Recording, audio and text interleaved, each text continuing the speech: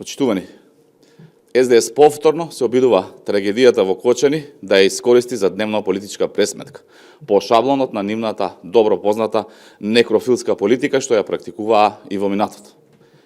Додека институциите, јавност и целата држава се обединети околу вистината, одговорноста и почита кон жртвите, СДС одбира да напаѓа. Не затоа што имаат аргументи, туку затоа што се исплашени од сопствените тефтерчиња. Оние што денес поставуваат прашања, 7 години не понесоа никаква одговорност за трагедии како Ласкарци, Бесатранс, модуларната болница и десетици други случаи каде единствено виновни беа кабли, шасии и неименувани несреќи. Тогаш не само што немаше приведени, туку и обвинителството беше под директна партиска контрола.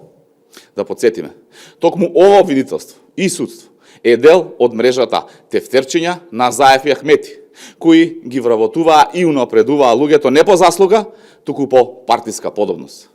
Сега, кога тие истите луѓе работат професионално, СДС го доведува тоа во прашање.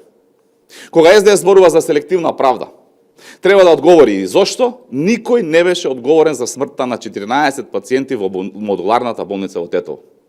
Зошто ниту еден министер не понесе оставка по трагедијата во Бугарија со автобусот на Бесатранс. Зошто обвинителството тогаш громогласно молчеше, додека државата тонеше во корупција? Одговорот е еден. Затоа што се беше под нивна целосна контрола во функција на грабеж на Македонија.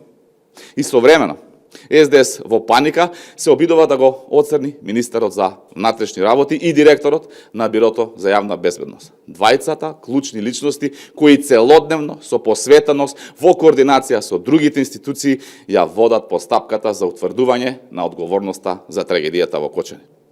Сметаме дека сите прашања поставени од СДС треба да добијат одговор. Но одговорот не треба да биде напишан од платениците на Заев и Филипче во СДС.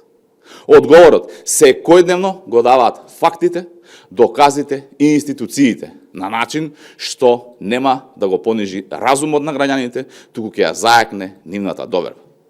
И уште нешто. ВМРО-ДПМН гледа на ова не како на политичка битка, туку како на историски момент за ресетирање на системот.